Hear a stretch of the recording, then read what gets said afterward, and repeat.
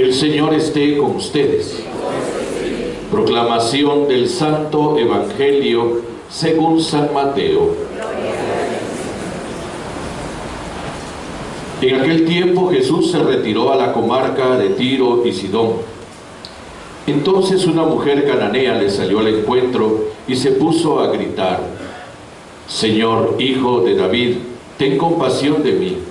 Mi hija está terriblemente atormentada por un demonio. Jesús no le contestó una sola palabra. Pero los discípulos se acercaron y le rogaban: atiéndela, porque viene gritando detrás de nosotros. Él les contestó: yo no he sido enviado, sino a las ovejas descarriadas de la casa de Israel.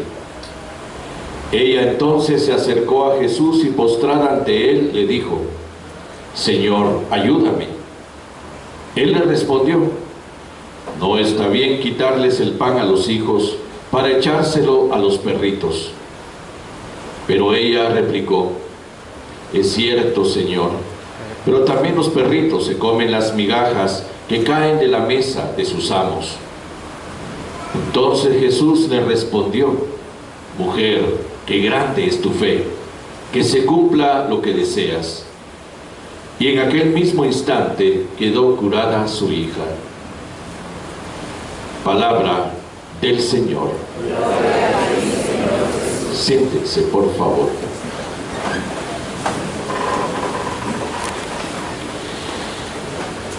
Jesús encuentra una realidad bastante triste en su pueblo.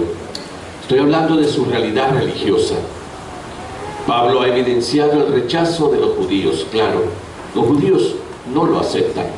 Pero es que lo que sucede es que Jesús se encuentra con un pueblo acostumbrado a cumplir la religión, pero sin fe.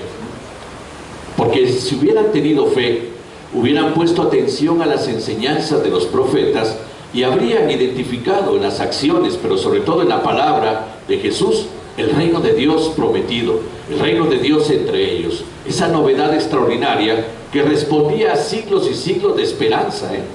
Sin embargo, no.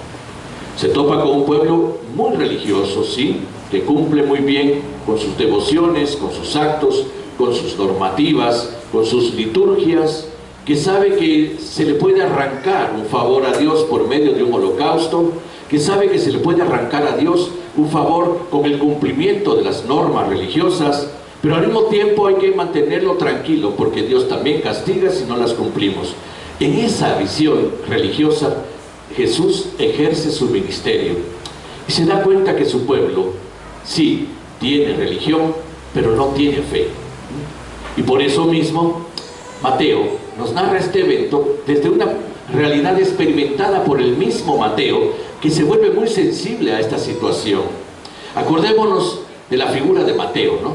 Mateo, un corrupto, un funcionario corrupto, Eso era Mateo, aquel tipo judío que en determinado momento pensó que podía tener una vida mejor, con mucho pisto, con muchas cosas, si se presentaba ante el Imperio Romano para trabajar como funcionario, para ser un recaudador de impuestos.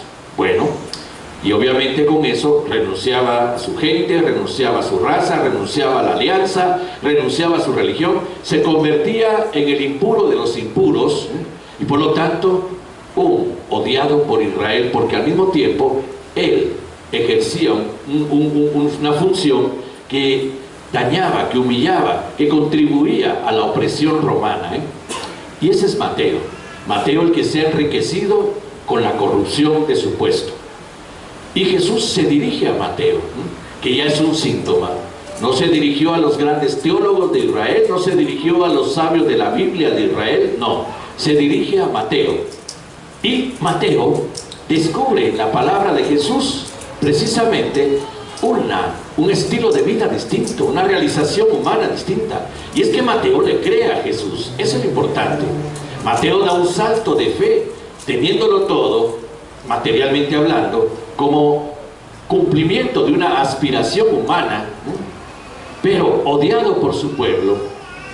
Ahora Jesús le presenta esa misma realización, no ligada a lo que hace ni a lo que tiene, sino a otra forma, a otro estilo de vida, encontrar la verdadera felicidad y libertad. Y Mateo le cree a Jesús, y dejando su mesa de recaudador de impuestos, él mismo lo cuenta así, siguió a nuestro Señor. Y experimenta la vida nueva de Jesús, experimenta la vida del reino de los cielos al lado de Jesús, se entusiasma con Jesús y se vuelve su discípulo.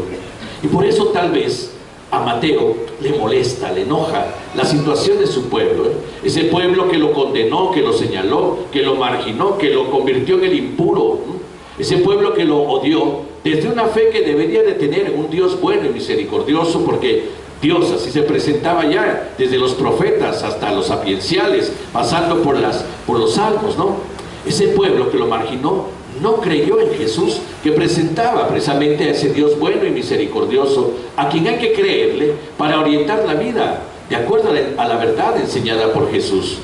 Y por eso evidencia Mateo dos paganos, ¿no?, que en realidad superan la fe de todos los judíos, hijos de la alianza. La primera, esta cananea, el segundo, un centurión romano que se acerca a Jesús para pedirle que por favor le cure a uno de sus servidores que está en cama, paralítico y sufre mucho. Jesús le dice, pues voy a curarlo, ¿no?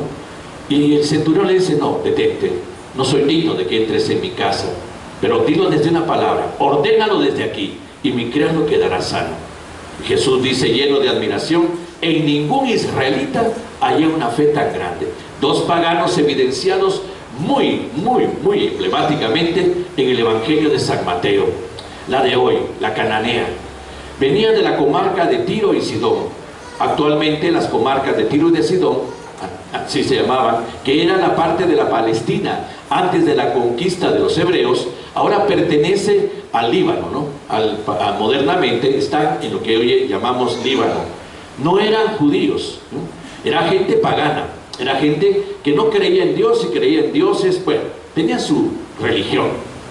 Y Jesús, ahí en Tiro y Sidón, donde es enviado, ¿no?, porque el profeta Isaías lo ha dicho, ¿no?, que toda esta área, la Galilea de los gentiles, ¿no?, tierra de Zabulón y Neftalí, Galilea de los gentiles, esa área, llamémosle así, pagana, iba a haber una gran luz. Pues entonces, aquí se evidencia una fe que no tiene ningún judío, ni siquiera sus mismos discípulos, ¿no? Y entonces esta mujer pagana, no creyente, es la que se vuelve la protagonista de la fe que Jesús nos pide a nosotros. Esa mujer tiene una hija enferma y por eso mismo va detrás de Jesús para rogarle que le cure a la hija. Y recibe tres trancazos, gentes, tres trancazos muy fuertes. El primero, la indiferencia, ¿no? Dice el evangelista que esta mujer gritaba, Señor, hijo de David, ten compasión de mí. Mi hija está terriblemente atormentada por un demonio. Jesús no le contestó una sola palabra, siguió de largo, ¿no? Pero como venía gritando, la mujer insiste, la mujer insiste, y venía gritando detrás de ellos. Los discípulos le dicen, mira, tenela, porque viene fastidiando, nos está fastidiando demasiado. Y Jesús da el segundo trancazo que pudo haber escuchado esta mujer. Yo no he sido enviado sino a las ovejas descarriadas de Israel, nada de paganos, solo a las ovejas perdidas de Israel. Y entonces se logró acercar la mujer a Jesús y postrada ante él le dijo, ayúdame. Y tercer trancazo, una respuesta de una apariencia grosera que tiene su intención. No está bien quitarles el pan de los hijos para echárselo a los perros. Los hijos de Abraham, los del linaje de Abraham, los de la alianza, y los perros, ella, la pagana. Así llamaban los judíos a los que no eran judíos, los perros, ¿no? No está bien quitarles el pan a los hijos para echárselo a los perros. Pero ella replicó, es cierto, Señor, pero también los perros se comen las migajas que caen de la mesa de sus amos. Ahí Jesús termina por quedar vencido, si podemos usar ese término, ¿no? Mujer, qué grande es tu fe, que se cumpla lo que deseas, qué grande es tu fe. Esa permanencia al lado mío, ese saber que te lo iba a dar al final de cuentas, ese creer en mí, ese saber que yo no puedo ir contra mi naturaleza, no puedo ir contra esa misericordia de Dios, no puedo ir contra lo que yo he venido a hacer, Un una lección que Jesús quiso darle a sus discípulos desde una mujer pagana, una fe que no encontró en su gente, pero que la encuentra en una pagana, y que precisamente es una mujer que insistirá aún delante de las actitudes aparentemente groseras de Jesús. ¿Qué sería de nosotros desde la primera respuesta, desde la primera actitud de indiferencia? ¿Cuánta gente se ofende porque Dios no lo ha escuchado? ¿Cuánta susceptibilidad en nosotros, los bautizados? Cuidado que podemos caer en la misma actitud de los hijos de la alianza, los bautizados, que a la primera indiferencia de Dios nos cambiamos de religión, nos pasamos a otra. ¿Cuánta susceptibilidad? Esta mujer aguantó 3 trancazos. ¿Cuántos aguantaríamos nosotros? ¿Cuántos han abandonado su fe? ¿Cuántos han dicho que Dios no existe? ¿Cuántos se han quejado de Dios de abandono? ¿Cuántos en realidad pierden el norte del sentido de su identidad cristiana porque esperan que de la primera todo salga adelante? Pero la fe no es una actitud de constancia, no es una actitud permanente. Eso es lo que quiere darnos a entender. Y en segundo lugar, la fe no es exclusividad de las religiones. Cuidado, miren que en nuestro tiempo tenemos que tener muy en cuenta esto, muy en cuenta. Dios no es propiedad de religiones, punto. Y por eso hoy también la iglesia quiere presentar, incluso desde la misma primera lectura, y lo que hoy nos ilumina San Pablo en la carta a los Romanos, que Dios también es Padre de todos, que la fe es un don universal, que la verdad se anuncia para todos los hombres y mujeres de buena voluntad que la acogen y la viven. Esta mujer llama a Jesús hijo de David, tiene una conciencia de quién es Jesús y por eso se acerca a él. No es una creyente en Dios, pero sabe quién es Jesús y se acoge a las actitudes de Jesús. Hay mucha gente que admira a Jesús y no cree en Dios, y se acogería precisamente a las enseñanzas de Jesús para vivirlas y hacer de eso su estilo de vida. Y por eso mismo también nos provoca a nosotros en nuestra fe, porque podemos caer en el error de los mismos israelitas: mucha religión, pero nada de fe, mucha práctica religiosa, pero nada de fe. Parece increíble, pero sucede, gentes, porque si tuviéramos fe en la práctica religiosa nos habría hecho cambiar muchas cosas, nos habría transformado. Le habíamos creído a Jesús en su palabra y esa palabra se convertiría en nuestro estilo de vida, no solo en buenos consejitos que puedo escuchar y no escuchar. Seríamos los receptáculos verdaderos de la verdad para también testimoniarla en medio del mundo y dar a entender que esta sociedad llamada iglesia, la destinataria de esa palabra, viviría una experiencia de comunión, de hermandad, de fraternidad, que generaría paz, que generaría consuelo y esperanza entre los suyos y presentarse ante el mundo como una sociedad posible. Pero, ¿qué pasa? ¿Qué nos ha pasado? Religión sin fe, gentes. Muchas devociones sin fe. Esperanza de milagros, sí. Porque también los judíos tenían eso, ¿no? Para ellos bastaba cumplir normativas religiosas para que Dios les pagara. Para ellos bastara ir a presentar un animalito para que fuera sacrificado en un holocausto y recibir de Dios bendiciones. Y entonces sí, había una actitud, llamémosla así, interesada en lo religioso, como sucede en nuestro tiempo. Y las señales de Jesús, ¿para qué servían? ¿Para qué servían? No eran para quedarse en sí mismas como milagros que podrían repetirse en la historia, y se repite porque Dios sigue siendo extraordinariamente bueno, sino esas señales servirían para decir: tú tienes todo el poder y por eso creemos en tu palabra, porque tu palabra es el poder que transforma, cambia, da sentido a la vida, y seríamos personas distintas. El reino de los cielos sería el estilo de vida de aquellos que te decimos creer en ti, Señor, de aquellos que nos llamamos cristianos, que anunciamos creer en Dios. El reino de los cielos sería nuestro estilo de vida, y aquí nos esforzaríamos por no ser egoístas, nos esforzaríamos por no ser indiferentes a los demás, nos esforzaríamos por un estilo de vida en donde el amor como ética de vida se convertiría en nuestro estilo de presentarnos ante el mundo. Y eso es lo que hoy tenemos que ver, porque miren, no es necesario que hayamos tenido una actitud religiosa, de confesión religiosa, de fe, para pensar que Dios se ha quedado solo con nosotros y para nosotros. Hasta de las piedras Dios sabe sacar hijos de Abraham. ¿Quién lo dijo? Nuestro patroncito, San Juan Bautista. Si ustedes creen que por ser hijos de Abraham, discúlpenme, pero hasta de las piedras Dios puede sacar hijos de Abraham. Es decir, la verdad es que quienes por el bautismo hemos sido configurados en Cristo para vivir una experiencia de fe, tenemos también una responsabilidad ante el mundo. Tenemos también un quehacer que permita la transformación de la vida de los demás.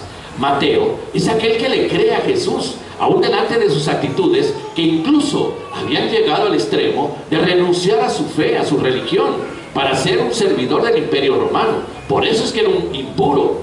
Y sin embargo, toma en cuenta la palabra de Jesús, acepta la invitación de Jesús, y el desafío de Jesús se convierte en el estilo de vida de Mateo, aquel que nos transmite el Evangelio de la vida desde la misma experiencia de su transformación. Y entonces hoy pensemos, Dios es Padre de todos, Dios nos quiere a todos, el don de la fe es para todos. Por eso nosotros somos una iglesia católica. El ser católicos, gente, no significa un título o no significa un estilo de vida cristiana, no. El ser católico es la vocación misma de la iglesia. Vayan y anuncien a todos los pueblos. Pablo se da cuenta que Dios es tan bueno que también llama a los no creyentes a participar de la verdad de Jesús para hacer una vida distinta. Y Jesús favorece a la cananea y favorece al romano, al centurión romano, para decirle a los suyos: Dios no es tu propiedad, Israel, y tanto porque tú mismo no actúas de acuerdo a la fe que Dios te ha dado. Por lo tanto, entonces, esa es la dimensión católica, que no significa proselitismo religioso. Cuidado, a ver, ¿cuántos más católicos? No fastidiemos a la gente. Segundo, no significa coco wash. Tercero, significa donación. Te entrego mi estilo de vida, te lo propongo. A ti que estás solo, a ti que estás sin esperanza, a ti que estás sin luz, a ti que estás en una situación de conflicto de vida, a ti que esperas algo mejor de esta existencia, te entrego, te propongo mi estilo de vida. Porque a nosotros la fe, creyéndole a Jesús, nos debería de llevar a tener esa esperanza que donamos al mundo, esa alegría que nace de la esperanza. San Pablo lo dice, que la esperanza los tenga alegres. Nos haría ser personas serenas, pacíficas y personas constructoras de una sociedad distinta, desde la misma experiencia de ese Dios que se presenta para nosotros como Dios nuestro Padre, que nos ama infinitamente. Pues hoy la lección de la liturgia de la palabra es clara, gentes, es clara. La fe es un don de Dios, pero ese don de Dios también se vive desde la credibilidad que le damos a ese don. No solo del hecho de que levanté la mano y acepté a Jesús como mi Salvador, no solo del hecho de salir entusiasmados de un retiro para que a los 8 días ya no seamos nada, no solo del hecho de tener una conciencia de un Dios que existe porque me conviene, y mucho menos cuando acumulamos y coleccionamos devociones en la calendarización devocional de nuestro país, pero no hemos cambiado nada, no hemos cambiado nada. Entonces caemos en algo que también ya hemos dicho acá. No es solo creer en Dios, es creerle a Dios. No es solo creer en Dios, gentes, es creerle, porque al creerle nos disponemos a hacer vida lo que Él nos anuncia por medio de Jesús, palabra de vida, entrega de la verdad, aquel realizador del mundo nuevo que nos lo ha colocado en nuestras manos en una responsabilidad que, por la esperanza que nos da, la confianza en la palabra, nos hace ver que es posible la paz, es posible la justicia, es posible una sociedad nueva. Es el compromiso al que estamos llamados, desde el compromiso mismo con nuestra vida, que tiene un destino amoroso de parte de Dios. Sean felices, sean perfectos como mi Padre es perfecto. Y esa es la felicidad, y la tenemos que construir día a día en una perspectiva que nace del amor infinito que Dios nos tiene a cada uno de nosotros. Pero ese mismo amor no es exclusividad, ¿eh? Ese amor es donación también para muchísimos que buscan en su vida la luz y quieren tener un sentido nuevo de vida, para que en realidad desde esa colección de personas capaces de llevar adelante la verdad, también el mundo tenga un respiro y tenga una visión esperanzadora de la paz y de la justicia posibles. Vamos ahora a confirmar nuestra fe.